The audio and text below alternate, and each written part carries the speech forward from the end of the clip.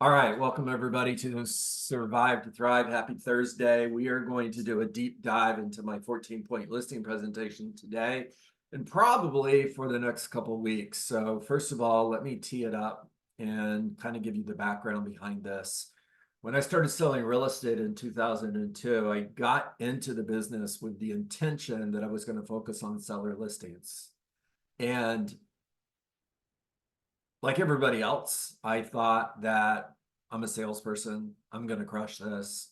I know everything I need to know because I'm a good salesperson. And I totally failed 100% and realized, okay, I'm going to have to master this game. And it's a different game that I've been playing. So what's the one thing that I can do in order to become a successful listing agent? Well, it was master my listing presentation.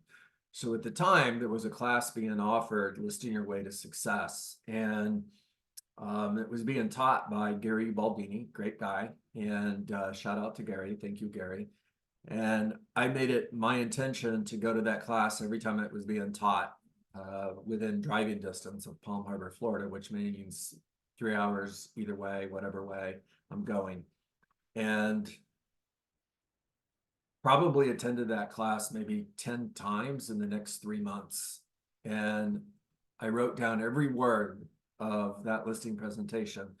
And I guess what, guys? I practiced, drilled, rehearsed until I internalized every single word of that listing presentation. Now, you move from unconscious incompetence, which is where I started. All right. I didn't know that I didn't know what I was doing, and I didn't know that I didn't know what I was doing. I thought I knew everything that I needed to know to succeed, and I was wrong. And you move from unconscious incompetence, excuse me, to conscious incompetence, which is, okay, I don't know what I'm doing here. It's time for me to learn what I'm doing so that I can succeed. And then the next step is you move to conscious competence. Now, conscious competence is a point where, okay, I've got it. I can go on appointments. I can deliver a great listing presentation. And I can take seller listings. I've got this. But you really have to focus because you haven't internalized it yet. You've just got it. Now, unconscious competence is the highest level of mastery. Unconscious competence is a point where you get to where you can't get it wrong. That's mastery. Mastery is you can't get it wrong. Now, I started teaching my 14-point listing presentation probably about 10 years ago. Honestly, I don't remember. Maybe it was longer. I don't know. And I've taught it hundreds of times. So what we're going to do starting today and working through next week, maybe the week after, is we're going to go through that 14-point listing presentation. I'm going to share my screen just so that we have pretty pictures to look at as we're doing this. Give me 1 second. No. There we go. All right, so you should be looking at a screen that says 14-point listing presentation. Can I get a thumbs up? Make sure everybody's looking at that. Yes, good, good, good. All right, let me make the screen bigger. There we go. All right, skip that. All right, step one, schedule the appointment. I have one script that I use to schedule the John, you appointment. might have the wrong screen up, or is this the screen you want? It says step one, schedule the appointment. No, an introduction to eXp Realty. Let's stop and start over. Thank you for that. That was You definitely want the screen. How's that? perfect. Okay, thank you. All right, Mhm. step one, schedule the appointment. If I could show you how I could sell your home for more money in less time, would you be interested in seeing how I could do that? Now, it's a curiosity question. I'm not asking, Nathan, can I come over and meet with you to talk about getting your home on the market? Because it's either yes or no. And yes or no is going to depend on, is he ready to put his home on the market? And does he know I'm the right agent for the job? Curiosity is, if I could show you how I could sell your home for more money in less time, would you be interested in seeing how I could do that? Now, even if he's not ready, or even if he doesn't know I'm the right agent for the job, I have the opportunity, Dave, to respond with, I understand you're not ready, or I understand that you're leaning towards hiring your friend, but aren't you at least curious what I would do to get your home sold for more money and less time. I mean, I'm selling 10 homes every month. I'm selling 10 homes a month in less than 30 days on the market for 98% of the asking price. Aren't you curious? Aren't you curious to see how I'm doing that? Even if you're not going to hire me, don't you want to know what I'm doing? I mean, worst case scenario, you learn one thing that will help you sell your home, even if you don't hire me. All right, are you guys getting this? You're going to get yes a lot more often when you approach it this way. Now, first response I'm going to get when I say this is, John, what if we don't have those numbers? No worries. Turn I to we. Aren't you at least curious to see what we're doing to sell 10 homes every month in less than 30 days on the market for an average of 98% of the asking price? You have a tribe, you have a group, you have a team, you have an office that you are a part of. So I'm looking at Beth, who has her camera on. Thank you, Beth. Beth is a part of Dietz and Dietz Real Estate Consultants, and she's an individual agent, right? But she's a part of a tribe, and Beth can use our numbers. We're tracking 300 million in closed production in the next 12 months. If you took everybody that's a part of that tribe and you added up the production, that's the number. So what? Big deal. Except if I'm using that as part of my resume to get the appointment, then it could be a big deal. All right, I'm going to move on. We'll go to the next step. Now you guys got me worried. This isn't going to work. Hold on a second. Are you looking at step 2? Thank you. Soft interview. So, Dave, before we meet, I need maybe 15 minutes with you on the phone to ask some questions that will help me better prepare for our appointment. Script, write it down. That's exactly what you're going to use. And in setting up that call, I'm going to need 15 to 20 minutes to ask you a few questions that'll help me better prepare for that appointment. Do you have time now, or would later today at 4 p.m. be okay with you? As long as I have this soft interview before I go on the appointment, then I'm good. Now, guys, I can tell you one of the mistakes that I made as I started to get more successful and I started to get a little bit more confidence, maybe too much confidence. Listen to that. Okay, that's a danger point. In other words, my ego took over and I thought, okay, I'm really good at this. I could probably skip steps. And when I skipped this step, I didn't take the listing as often as I did when I didn't skip this step. Please don't skip it. It's important. Now, you don't have to use the questions that I'm asking here. By the way, I'll send everybody a copy of the PowerPoint. If that's probably the question that just popped up in the chat, by the way. I'll send everybody a copy of the PowerPoint. Just drop your email in the chat, because I don't have all of you on an email list. So please just go ahead and throw your email into the chat and I'll send you out a copy of the PowerPoint. All right, how long have you lived in your home? What updates have you made? Now, remember, you're a detective here. This is not a time for you to have a conversation back and forth. The only thing you're going to say is ask more clarity questions, like tell me more about that. If somebody were to respond to what updates have you made and you hear something that is ridiculous and you know it doesn't affect the value of the home, you're not going to respond with, well, that doesn't really make a difference. All right, or the buyer isn't going to want that. I mean, they might tell you in Florida, guys, and I know we're all over the country here, but in Florida, and if you have an above ground pool, don't get mad at me right now, okay? But you'll talk to somebody and they'll say, well, you know, we put in a new pool. Really? Tell me more about that. This is where you're going to go deeper. Well, you know, we went to Walmart and we bought this pool, and it's in the backyard. It's you know, above ground pool, and we got this. Okay, I'm making fun and I shouldn't do that. Now, is that going to increase the value of the home? No, it's going to actually have the opposite effect. The buyer who buys that home is going to look at that pool and go, how much is it going to cost me to get rid of this thing? But it's important to the seller, so you're writing it down. Get that? It's important. Write it down. It's important to them. I planted a new grapefruit tree. Cool. Write it down. All right. Enough on that. How many beds and baths do you have? What's the square footage? We're looking for square footage under air here. Location. So location, what I'm looking for is Does your home back to another home? Does it back to a pond? Does it back to a lake? Are you on a conservation? Are you on a golf course? Are you on the water? If you're on the water, how big of a boat can I put behind your home? Do I have direct access to the Gulf of Mexico for those of you who live in Florida, or do I have to go underneath any fixed bridges? These are all super important questions. Based on recent sales, what do you feel your home is going to, what your home value is? Now, they may not know, or they may tell you that's your job or anything. It doesn't matter. You're just a detective. But if they tell you 600,000, then write it down. This is another place where you're not going to respond with, are you crazy? You're not going to get $600,000 for your home. Where in the heck did you come up with that price? You're just a detective and you're asking questions. You're also not judging away the opportunity. A lot of real estate agents right here will judge this as a bad opportunity because the seller's not realistic. John, I talked to so-and-so about listing their home, but they're not realistic, so I'm not going to go. What? Are you kidding me? You just judged away the opportunity. Go on the appointment. Are you interviewing other agents? If so, am I first? Have you thought about selling your home by owner? Where are you moving to when your home sells?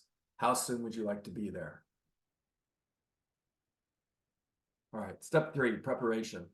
Pull public records, research previous listings, comparable market analysis, supply and demand analysis. All right, so you're going to pull every single comparable in that, every single home that's sold in the neighborhood in the last 6 months, whether it's comparable or not.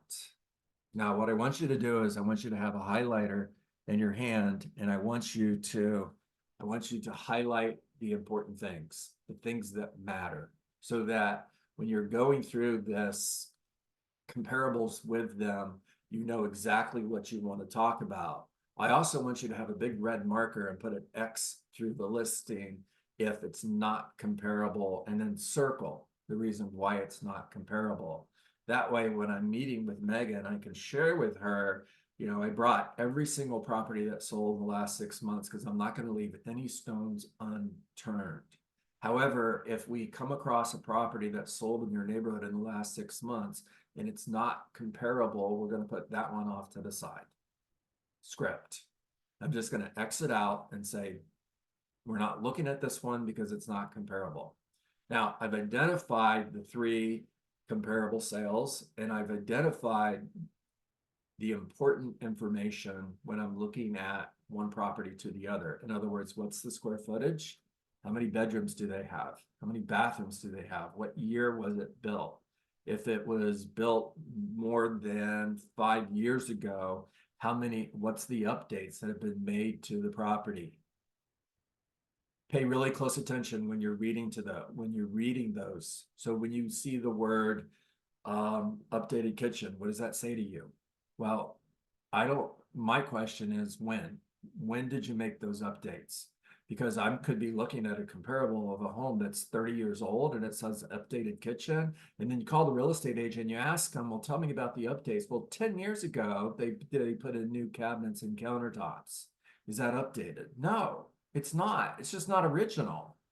So it's important that you pay really close attention to the details when you're reading these comments and in these listings to make sure that you're looking at the right information. All right. Now, I don't make a lot of adjustments like you would make on an appraisal. What I'm simply doing is I'm looking for properties that are as comparable as possible. I'm looking at how much they sold for, how long ago they sold, and based on the market we're in today, whether there's less than 30 days of inventory or more than 90 days of inventory, ballpark, where are we? Strategically, where do we need to be? I can come up with a price. I can come up with $645,000, but that's not really the important thing. The important thing is, where's my ballpark? Am I looking at 6 to 650, or am I looking 650 to 700? That's what I'm focusing on, because I want to make sure that we're in the right pond, so we're competing against the right competition in order to achieve that seller's goals. Do a supply and demand analysis. I've shared with you guys hundreds of times how to do that, so we're not going to do that right now. All right. Step 4, confirm the appointment and trial close. So, hey, Beth, John Dietz, just confirming that we're meeting later today at 4 p.m. Beth says, yes, we are. My response is awesome. Hey, by the way, Beth, when we get together later today at 4 p.m., are you going to be ready to put your home on the market? Ask the question. Beth says, yes, awesome. Beth says, no, awesome. See you at 4 p.m. I just want to know, where are they at?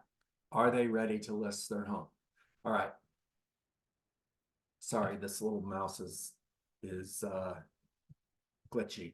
All right, step 5. You have a second confirmation call. You're on the way to the appointment. By the way, hopefully you're not going in a car like the one I have on the screen here. All right, now, because they're like, yeah, you don't need the money. I'm hiring somebody else. All right, step 5, second confirmation call. You're on the way to the appointment. Hey, Beth, John Dietz again. Just confirming I'll see you at 4 p.m. I'll be right on time unless I run into traffic. And if I do, I'll give you a call and let you know. Now, if I haven't trial closed on the first confirmation call, I have another opportunity here, right? I have another opportunity. Hey, Beth, by the way, are you ready to put your home on the market today? Yes. Awesome. No. Awesome. See you soon. All right. Step 6, get on the listing channel. So getting on the listing channel simply means mindset. And it's all about having the right mindset going into that appointment. I want you to turn off your radio. You don't need to be hearing any negative BS that's going to mess with your mindset going into that appointment. I want you to put your phone to the side. I don't want you to answer it if it rings. I don't want you to read any text messages that come in. If you get bad news, how's that affecting your mindset? It's not good. It'll wait. I promise you. I want you to visualize. Now you're driving down the road here, guys. Don't close your eyes. But I want you to visualize going on that appointment. You're crushing it. You've got the presentation down. You're delivering a great presentation. If they have objections, you're overcoming those objections. You are just absolutely crushing this. I want you to visualize this, internalize this. What you focus on expands. And if you're focusing on success, you're going to focusing on success. So you're going to move towards success. I want you to practice your affirmations. I want you to look in the rearview mirror and practice your listing presentation. Begin the conversation. Just look at the mirror and say, thank you for meeting with me today. It is always an honor and a privilege to meet with somebody and discuss the possibility of them hiring for me, the Dietz team, to sell their home. Now I'd like to start by, okay, so you're practicing your presentation in that rearview mirror. Get on the listing channel. Step 7, Kodak moment. All right, Kodak moment is all about making a great first impression. You're going to make sure that you arrive on time. On time, if your appointment is at 4 p.m., means 4 p.m. 3:55 is not on time. 4:05 is not on time. If you're meeting with a high C analytical and you're a minute late, trust me, you're going to hear about it. You are right on time. Now I want you to park in the street. Don't park in the garage, or don't park in the garage. That's funny. Don't park in the driveway.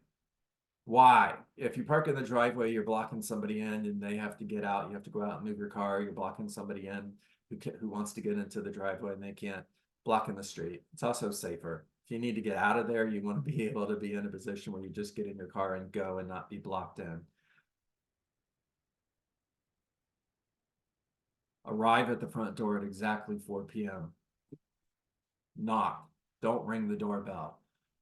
Tom Hopkins said, or Zig Ziglar said, if the reason you're going to knock on the door is because you can enthusiastically knock on the door and you cannot ring the doorbell enthusiastically.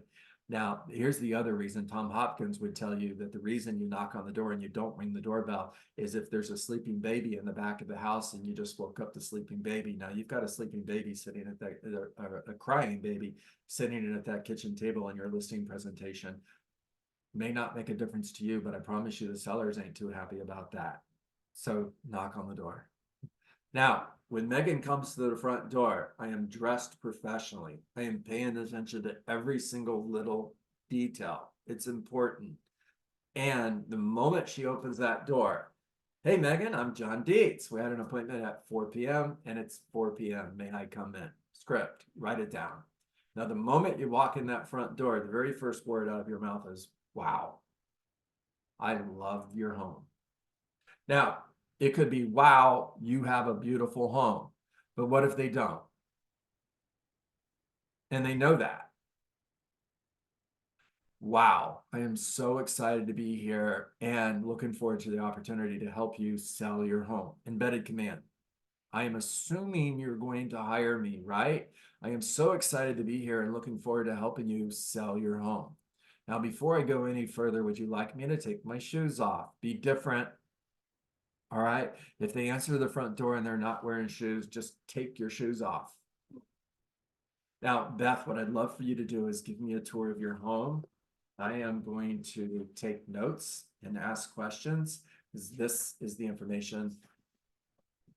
This is the information I'm going to use to guess what I'm going to say next. This is the information that I'm going to use to blank, blank, blank, dot, dot, dot. Come on. What's the next 3 words? Help you sell your home. Sell your home. Help Good you job, sell. Dave. Sell your home. This is the information I'm going to use to sell your home. Embedded command. Get it in there. This is the information I'm going to use to sell your home. So as we're touring your home, I'm going to ask some questions, take some notes, and this is the information I'm going to use to sell your home. However, before we go on a tour, is it okay if I set my things down at the kitchen table? Now, you don't have to ask them, where do you want to meet? And you don't want to ask that question because you may get an answer that's not a good answer, like, oh, let's just sit in the living room. Now you're on a couch, they're on a couch on the other side of the room, and that just sucks. You want to be at the kitchen table. That's where business gets done. So before we go on a tour of your home, is it okay if I set my things down at the kitchen table? All right, we're going to stop right there, guys. We'll pick up where we left off on Tuesday. Give me some thoughts. What did you hear? Very concise, precise, versus just shooting from the hip. Darren, it is a franchise listening presentation. I can teach this to 1,000 people, and 1,000 people can show up and do it and give exactly the same listing presentation. Now imagine you're building a team and you want all of your agents to deliver exactly the same message when they go on appointments. You want them to get the same results that you're getting. Whether they're great at sales or they're high D or high C or whatever they are, they can overcome any challenge by internalizing this presentation and get the same results you do. What else, guys? Embedded commands. There's a lot of them in there, weren't there? Yeah, I agree. Good job. What else, guys? I mean, every line is used to build the confidence up. One by one by one. It's like walking upstairs, right? You're there on time. Oh, it's 4, I'm here on time. It just builds that trust. There you go. And that trust is what closes the deal. Can I trust you? Do you care about me? Do you know what you're doing? Can you help me? Now, every single seller, Brian, is asking themselves those questions about you, right? And you're going to convey in everything you do and say, I care about you. You can trust me. I know what I'm doing, and I can help you.